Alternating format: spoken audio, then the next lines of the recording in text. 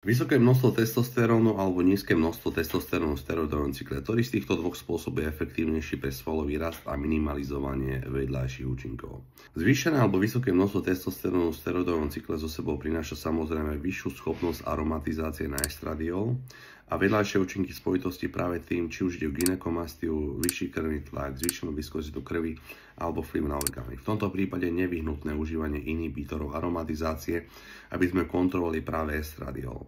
Na tento problém boli vyvinuté práve DHT deriváty, ktoré nearomatizujú na estradiol. Samozrejme prinášajú vedľajšie účinky v podobe androgénneho pôsobenia, ako je vplyv na pokožku, vlasy a samozrejme orgány. Vo väčšine prípadov však vysoké množstvo testosterónu a inhibítory aromatizácie sú viac androgénne ako kombinácia nízkeho testosterónu so samotnými DHT derivátmi.